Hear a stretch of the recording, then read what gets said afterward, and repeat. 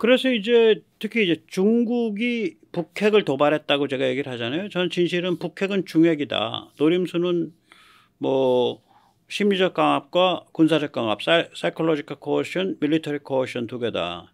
심리적 강압은 뭐냐? 아예 한국인한테 우리를 북핵의 위협으로부터 구원해 줄 나라는 중국밖에 없다. 뭐 이런 컨셉을 이렇게 박아 넣는 것이 그 중국의 그 심리적 강압의 목표다. 또 중국의 군사적 강압의 목표는 뭐냐면 미군의 발목을 잡는 거다. 그래서 주한미군과 주일미군을 발을 묶어 놓고 타이완이나 동남아 저기 남중국해를 도모할 수 있도록 하는 뭐 이런 게임을 지금 생각을 하고 북한의 핵과 미사일을 밀어준 거다. 또 하나는 이제 제가 이제 말씀드리는 그 말발굽 그 중국 심장부 그러니까 랴오베이샨, 랴오동, 베이징, 산동 여기를 이제 막아주는 지킴이 역할 중국 이제 북한을 그걸 강화하려고 북의 핵과 미사일을 밀어준 거다. 다 강압이죠. 결과는 근데 어떻게 됐냐? 이게 이제 중국의 노림수는 이랬는데 결과는 뭐냐? 한국인이 완전 반중화됐잖아요. 지금 선진국 중에 서방 선진국, 한국 서방 선진국에 들어갑니다. 선진국 중에 서방 선진국 중에 중국에 대한 반중 여론이 가장 심한 나라고 특히 중국과 여러 가지 경제적 관계가 있는데도 불구하고 이렇게 강력한 반중 여론을 갖고 있는 나라예요. 두 번째는 그 결과가 한미 핵동맹이 됐죠. 뭐 전 세계에서 지금까지는 유일하죠. 전 세계에서 미국이 어떤 특정 국가를 대상으로 해서 특정 국가에게 너희가 공격을 받거나 공격받을 징후가 있으면 우리가 핵무기 쓸 수 있어. 핵무기 쓴다.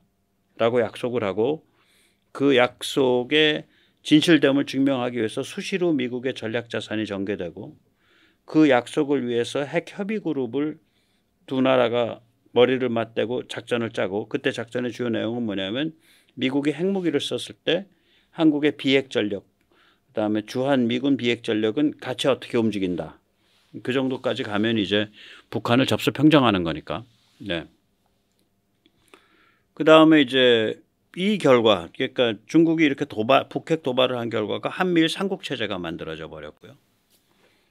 그다음에 이제 이런 도발을 하니까 우리가 뭐 겉으로는 이게 중국의 원흉이다 이런 얘기를 안 하지만 결국 우리가 만들어내는 무기들을 보면 이 중국 심장부는 물론이려니와 중국의 주요 지역 특히 이 한반도 어딘가 한반도 내지 한반도 인근 어딘가로부터 한 2,000km쯤 띄우면은 중국 인구의 90% 이상 커버됩니다. 특히 제가 저기 아카도에 이렇게 점 그려놓은 제가 말씀드리죠. 이건 자주 말씀드리려고 그래요. 이거는 삼각지대, 이게 진해, 강정, 그다음에 미 해군 기지가 있는 사세보 이 세 삼각지대 이게 굉장히 강력한 지역이거든요. 공격 못해요, 저기. 방어력이 굉장히 강하다고요. 여기에서 2,000km 선을 그으면 이 파란 선, 이 선이 됩니다. 그럼 이게 중국 인구의 한 90% 이상 커버돼요. 왜냐면 회색이 중국이 94%거든. 그러니까 이게 무시무시한 거예요. 그래서 중국 입장에서 보면 북핵 도발을 했다가 이게 되로 줬다가 말로 받는 케이스가 난 거죠. 완전히 이제 파산을 한 거지. 자, 그러면은 친중 친북 종중 종북이 쓸 자리가 없잖아. 국민들 여론이 그쪽으로 쫙 쏠렸는데. 그래서 이게 여기서 보면은 자 한국 자유공화 진영의 정체성이 지금 계속 강화돼 가고 있죠. 그다음에 미국의 70년 공환증 이거 미국 한미동맹이 완전히 핵동맹 되면서 강화되면서 이거 다 없어졌거든. 우리 족쇄 다 풀었다고 미국이 이제. 그다음에 미국 서방이 중국과 이제 거리두기를 하고 탈중국 쇼어링을 하고 있죠. 그다음에 미국의 그런 글로벌리즘이 친중 타락에서 이제 가치지향으로 바뀌었죠. 그다음에 중국의 급성장은 중국의 지금 성장 모델 완전히 지금 제동 걸려서 지금 침몰 중이고 중국의 북핵 도발은 지금 방금 말씀드린 대로 방금 말씀드린 대로 이게 중국의 북핵 도발은 자기들이 원래 목표했던 심리적 강압, 군사적 강압은 전혀 목표를 달성하지 못하고 오히려 더 반중적 중국을 견제하는 파워가 굉장히 강화된 그런 상태가 된 거죠. 예, 이렇게 되니까 이제 그 5가지 요소, 그러니까 친중 친북, 종중 종북의 그 정체성을 강화해준 그 다섯 가지 요소가 이제 다 무너져가는 상황이란 말이에요. 그러니까 이제 저기 뭐야 저기 저기 뭐 저기 그 이준석이까지 나와가지고 이제 저 개혁신당 한다 그런 건데 이게 아까도 말씀드렸듯이 이게 잘 수습이 안 될 거라고. 그래서 이게 참 정당이 하나만 이번 총선에서 반드시 그러지 않더라도 이렇게 추세가 가면 계속해서 그런 일이 펼쳐질 수밖에 없어요. 그리고 이번 총선도 저는 그렇게 나쁘게 안 봐요, 상황을. 그러면 그러면 그 뭐 좀 민주당 쪽에서 좀 그쪽 진영 그쪽 동네에서 좀 제대로 된 정당이 하나 만들어줘야 뭐 손뼉도 마주쳐야 소리가 나고 좀 더 건강해지는데 어떻게 저런 모양으로 망가져가냐. 아유 참 그렇다 이런 생각이 드는 거죠. 민주당 박정희 대통령이 공화당을 만들 때 자유당이랑 끊었기 때문에 여기는 단절이 한 번 있어요. 그래서 여기는 이제 뿌리가 이제 그 공화당 시절까지 가죠. 뭐 1961년, 62년, 63년 요 시절까지 뿌리가 올라가면 국힘은. 근데 민주당은 뿌리가 1954년까지 갑니다. 이게 왜 그러냐면은 이제 뭐 우리가 처음 민주주의 해보니까 부족한 점이 많았죠. 1950년에 5월 30일인가 선거 있어요. 그럼 6.25 나오기 뭐 한 달도 안 되는 전인데 그때 보면 전체 210석 중에 126석이 무소속이에요. 그러니까 개판이란 소리지 정당 정치가. 그러니까 정치 위기가 그냥 시작이 본격화된 거예요. 그 2대 국회 선거로. 그래서 그렇게 모인 국회의원들이 뭐 난리가 아닐 거 아니에요. 그러니까 전시임에도 그때 무소속 당선된 사람들이 전쟁 터지고 나서 자유당 입당 많이 했어요. 전시임에도 이제 국회 마비 양상이 근데 지속이 돼요. 워낙 개판이어서. 그래가지고 그때 국회의원들 막 협박하고 그래가지고 뭐 연행하고 그래서 강압적으로 개헌하잖아요. 그때 개헌이 이제 일명 발췌 개헌인데 이게 절충식 개헌이에요. 야당과 그 자유당 사이에. 그때는 자유당이 아니라 뭐 촉성 국민회의인가 뭔가 그렇죠. 그 의원 내각제적 요소를 없애고 대통령 중심제로 가죠. 먼저 1948 재헌헌법은 대통령을 국회에서 뽑아요. 그러니까 의원 내각제적 요소가 있는 거예요. 근데 대통령 직선 대통령 중심제로 바꾸는 거예요. 1952년에. 그러니까 우리 저기 어디야 그 전두환 그 대통령 때 신군부 때 시위할 때 주요 구호가 직선제 개헌이었거든요. 그러니까 1952년으로 돌아가자는 얘기지. 맞죠? 근데 박근혜 대통령 때는 그냥 그 못 걸어 내려갖고 의원 내각제 가자고 난리 부렸잖아요. 대통령 중심제 계속해야지. 그래야 다이내믹하죠 사회가. 예, 그래야 다이내믹하죠 사회가. 그 다음에 이제 이렇게 그러니까 정치 위기가 계속 되는 거예요. 그러니까 1954년이 됐는데 이때 이제 1954년에 이제 그 3대 국회에서 간신히 과반을 이제 달성을 합니다. 203석 중에 114석이 돼요. 자유당 쪽이. 그런데 이때는 뭐냐면은 1956년 5월 달이 대통령 선거야. 2년 후가. 근데 정치 리더십에 대안이 없어. 정치가 워낙 개판이니까. 그리고 그 당시에 동아일보의 그 야비함. 동아일보가 특별히 더 야비하고요. 조선일보는 그냥 야비하고요. 이승만 대통령 공격한 거 보면 패턴 보면 이제 시간이 있으면은 그걸 전부 가서 영인본으로 돼 있는 그 당시 신문 거 보면 야 이게 언론이냐 이게 깡패 새끼들이냐 이런 생각이 들죠. 이게 거의 그 망국의 깡패 새끼들 이런 생각이 들어요. 조선일보는 그냥 야비하고 동아일보는 아주 악질적으로 야비했습니다 당시에. 예. 그래서 이제 그런 상태니까 이게 정치 리더십이 부재하니까 답답해가지고 이제 중간에 이제 누가 이제 이제 그 이승만 대통령을 둘러싼 사람들이 바람을 넣겠고 또 노인네고 앞길은 없고 정치 리더십이 부재하고 그러니까 대안이 정치적 리더십의 대안이 부재하니까 무리하게 중임제 개헌, 중임 제한 철폐 개헌을 하죠. 그게 대선 17개월 전입니다. 1954년 11월 30일입니다. 그러니까 곧바로 12월 달에 호혼동지회라는 게 만들어져요. 이 개헌이 뭐냐면 이른바 이제 악명 높은 4.4.5입 개헌이에요. 그러니까 소수점 이하 반올림 해가지고 숫자 맞췄다고 주장을 한 거죠. 그래서 초대 대통령에 한해서 중임 제한을 없앱니다. 우남의 장기 집권, 약간 집권을 더 연장하는 것을 염두에 둔 개헌이죠. 예, 이게 이제 우남의 커리어의 결정적 흠인데 저는 뭐 그렇게 많이 비판은 안 해요. 이것도 왜 그러냐면 손뼉도 마주쳐야 소리가 난다고. 그때 뭐 가난하고 그냥 전부 사회 엄청 불안할 때고 그런데 우남 입장에선 대안이 없는 거죠. 예, 그래서 끝까지 가려고 했던 거죠. 또 나이도 있고 판단력도 좀 그런 데가 있었을 거고.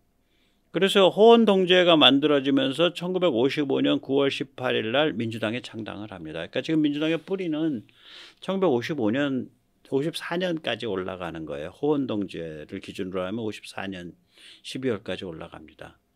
자, 이런 뿌리인데 이거 뭐 어떻게든 수습이 돼야 될 거 아니야. 지금 뭐 이제 예를 들어서 이제 친중 종중 친북 종북들이 586들이 당을 접수를 하고 거기다 동을 쌓아놓고 이제 벽에다가 이제 피치를 하고 동치를 해놓은 상태인데 그게 뭐 민주당이란 이름이든 혹은 뭐든 간에 야권에서 뭔가 하나가 좀 제대로 만들어져야 손뼉도 마주치든 말든 할 거 아니에요. 그게 참 좀 그렇죠. 한편 이제 윤석열 진영 국힘은 이제야 뭐 정신 차릴 똥말똥한 거고요. 윤석열 진영은 이제 노는 물이 좀 달라졌죠. 윤석열 대통령의 이제 대선 승리를 저는 엘리트 관료 집단의 행정부 접수 사건이라고 부릅니다. 2022년 대선 혁명이죠. 선거혁명인데 이게 엘리트 관료 전문가 집단의 행정부 접수 사건이죠. 그러니까 6월인가 7월에 이제 정치 선언을 하고 그리고 다음해 3월 달에 선거에서 이겼으니까 불과 한 8개월 뭐 7개월 며칠 만에 그렇게 전격 작전에서 행정부를 접수한 거죠. 이제 이 엘리트 관료 전문가 집단의 여의도 접수로 확대되는 중이죠. 한동훈 이런 사람들이 대표를 해서 우리 사회를 보면 엘리트 전문가 집단이 괜찮고요. 양질이고요.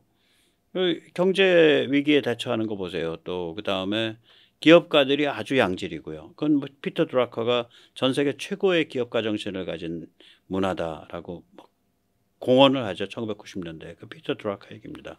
제 얘기가 아니라.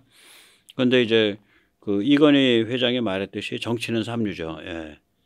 그러니까 이제 이 엘리트 집단이 이제 여의도 행정부 접수했고 여의도 접수하는 과정인데 전 성공했으면 좋겠습니다. 그리고 이제 이 진영은 이제 세상 돌아가는 걸 아니까, 세상 돌아가는 아니까 미국의 중국에 대한 입장 및 글로벌 전략의 변화와 맞물려 있는 거죠. 그러니까 미국이 어떤 글로벌 전략을 취하고 있다, 미국이 중국에 어떤 입장을 갖고 있다, 거기에 맞춰가지고 나라를 끌어가죠. 그래서 이코노미스트가 얘기하기를 전 세계에서 이번에 위기중중한 상황을 가장 잘 대응하고 있는 나라. 넘버 2죠. 넘버 1은 그리스고 넘버 2가 대한민국입니다. 그래서 뭐 뻑하면 상대는 미국, 나토, 서방이죠. 이제 노는 물이. 예, 노는 그걸 또 좌빨들은 뭐 나가서 외유해 가지고 폰만 잡고 다닌다고 비아냥거리는데 요새같이 세계가 다 급변하고 있는데 이 흐름과 같이 간다는 게 얼마나 중요한데 그래요. 예. 그래서 이제 국가 전략 표방할 때도 글로벌 중추 국가라는 표현을 썼죠. 윤 정부가 글로벌 피벗 스테이트. 네, 그렇습니다. 자, 노는 물이 달라졌는데 그러면은 이쪽 저쪽 진영은 어떤 상태냐? 참 시계가 몇 시인지도 모르겠고요. 이게 시계로 따질 일도 아니고 달력이 며칠인지 모르겠어요. 몇 년도 몇 월 며칠인지 제가 보기에는 참 한심합니다. 지금 보면 이대로 가면 이제 한 장관이 이기고 그러면 이제 여야 간극이 굉장히 넓어지죠. 넓어질 수밖에 없는 근본 이유가 있죠. 자유공화 진영은 지금 윤석열 진영이 이끌면서 미국 서방 등 글로벌 차원의 관점과 플레이를 하면서 급가속하고 있고요. 반면에 야권은 친중 친북 교만, 이준석이 뭐 헤이 미스터 린튼 이러는 교만인데 여기 완전 함몰돼 있으니까 간격이 넓어질 수밖에 없죠. 지금도 아직 그 반성이 안 나와요. 제가 이 기사를 굉장히 잘 기억을 하는데 소련이 망했을 때, 그러니까 1990년대 초예요. 소련 91년도 12월에 망했죠. 한겨레 신문에 운동권 출신인 어떤 여성이, 저보다 후배예요. 예, 지금 이름도 기억이 안 나. 자기 필명 기고를 했어요. 그때 뭐냐면 대한민국의 진보의 시계는 몇 시를 가리키고 있는가. 참고로 1994년에요. 이른바 진보라는 것들이 WTO를 반대한다고 우루과이 대사관 앞에 가서 반대했어요.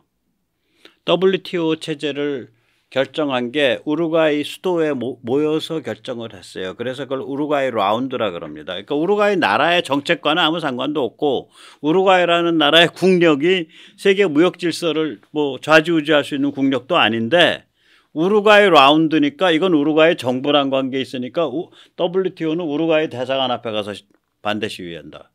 이렇게 개무식했어요. 1994년 WTO 출범할 때. 그게 지금 운동권이에요. 그게 지금 민주당이에요. 걔들 젊었을 때 그 짓거리 했다고. 뭐 저기 뭐야 더 어렸을 때 저기 김일성한테 줄 쓴 건 더 말할 것도 없고 조사파하고 그렇게 개무식했어요. 그러니까 그때 그 운동권 출신의 여성이 한겨레 신문에 필명 기고가 자기 본명 기고를 할 때 내 이름도 기억이 안 나. 그 제목만 기억이 나는데 그 다음에 뒤지니까 안 나오더라고. 혹시 뒤질 수 있는 분은 1990년대 초 기사로 전 기억을 합니다. 94, 5년경, 5, 6년경쯤 기사로 기억을 해요. 2000년대까지는 안 올라가요. 진보의 시계는 몇 시를 가리키고 있는가 뭐 그런 내용이었다고 기억을 해요. 댓글 좀 부탁드립니다. 네. 그래서 30년 전에도 이 질문이 나왔다고. 30년 후에도 이 질문이 안 나오는. 이 질문이 아직 30년 후에 지금 나와야 되는데 아직 안 나오고 있어요. 이제 너무 배가 불러 터진 거야. 너무 늙었고. 이제 이 질문을 하는 사람조차도 없는 거야. 그 진영에. 그때는 이 질문 나왔는데 그러니까 그 여성은 그 필자는 이제 동구권 무너지고 소련이 무너졌으니까 이제 이른바 좌파 진보의 시대는 끝났다. 제3의 길을 가든지 좀 다르게 가야 된다라고 해서 그렇게 했는데 좌파 진보 시대가 끝나긴 뭘 끝나. 그 다음에 득세를 했지. 왜 득세했냐. 미국이 친중사랑 중국 사랑에 빠지고 뭐 완전히 이상하게 분위기 돌아가니까 아까도 말했듯이 그 5개가 작용을 해서 오히려 좌파 시대가 활짝 열렸죠. 그 여성은 너무 빨리 나온 거예요. 역설의 지각이 있었어요. 우리나라는 30년 동안. 그 30년 동안 역설적 지각이 있었는데 이쪽 윤석열 정부가 주도하는 자유공화 쪽의 그 성향의 사람들은 윤석열 정부가 물꼬를 트면서 쭉 뻗어가고 있어요. 근데 여기는 아직도 그 문을 깨뜨리는 자성의 목소리가 안 나오고 있는 거예요. 예, 오늘 여기까지 모시겠습니다. 감사합니다.